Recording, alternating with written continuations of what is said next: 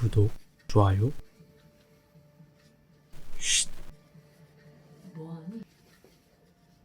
점프! 안돼! 이 새끼는 진짜 바보 아니야 정말. 진짜.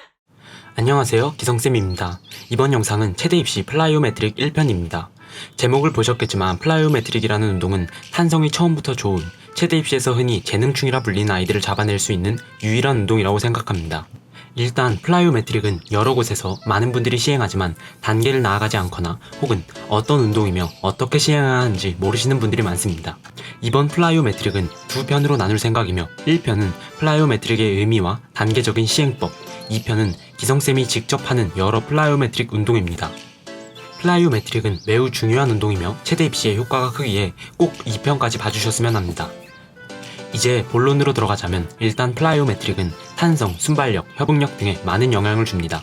그렇다면 플라이오메트릭은 대체 뭘까요? 플라이오메트릭이 최대 입시에서 중요한 의미는 신장성 수축의 상태에서 자극을 받아 단축성 수축으로 가는 본동작의 퍼포먼스를 더 나오게 하는 것입니다.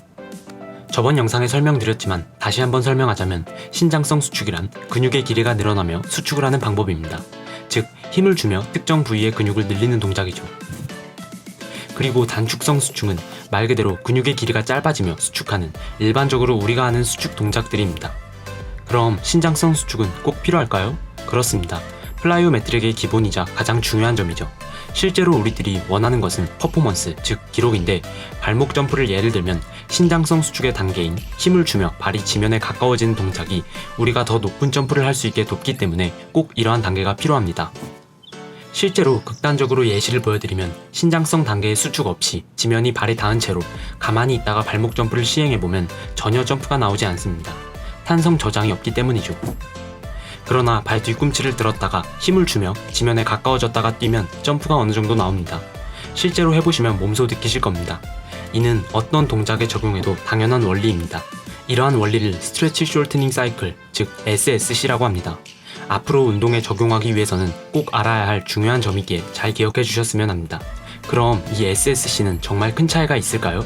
실제로 많은 실험에서 이러한 반동작이 강하며 극복, 즉 반환 시간이 짧을수록 기록 차이는 매우 크게 납니다.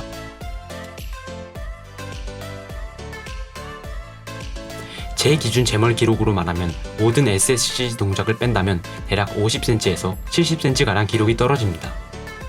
그럼 이제 SSC를 더 극대화시키는 법은 없을까 하는 생각이 드실 겁니다. 있습니다. 바로 다른 요소를 추가하는 것이죠. 즉, 높이가 있는 곳에서 뛰어서 떨어지고 점프하는 것입니다. 이때 높이가 있다면 더 강한 힘을 축적할 수 있죠. 실제로 이러한 높이도 적정량을 조절하면 지면에서의 점프의 한계치를 넘어 더 높은 기록이 나올 수 있습니다. 이러한 이유를 간단히 짚고 넘어가면 충격에 의한 중추신경 자극, 근신전 반사 등이 있는데 근신전 반사란 늘어난 근육을 수축시키는 것이 짧은 근육을 수축시키는 것보다 훨씬 큰 힘을 발휘한다는 것입니다. 이렇게 충격을 주는 법을 쇼크 훈련이라고 하는데 이는 우리의 근육 활동이 강제되기에 매우 좋은 훈련입니다. 그러나 이 편을 보시기 전엔 꼭 지면에서의 훈련만 하시는 것을 추천합니다. 이러한 훈련은 매우 강도가 높을 뿐더러 휴식도 일반적인 운동보다 길게 필요로 하고 흔히 무게를 잘 친다고 하는 체중의 2배 혹은 살짝 미만 정도의 스쿼트가 나오지 않는다면 제대로 된 자세도 안 나오고 무리를 할 뿐이니까요. 그럼 이제 이러한 훈련 시 중요한 점을 알려드리겠습니다. 첫째로 절대 횟수로 운동 강도를 높여서는 안 됩니다. 횟수보다는 최대 노력과 속도에 집중해 주시며 플라이오메트릭은 당연히 최대 속도, 최대 강도로 진행해 주셔야 합니다. 둘째로 플라이오메트릭은 신경계, 근골격계와 근육의 피로 등 매우 큰 충격을 주기에 충분한 휴식이 필요합니다. 이제 단계적인 훈련법입니다.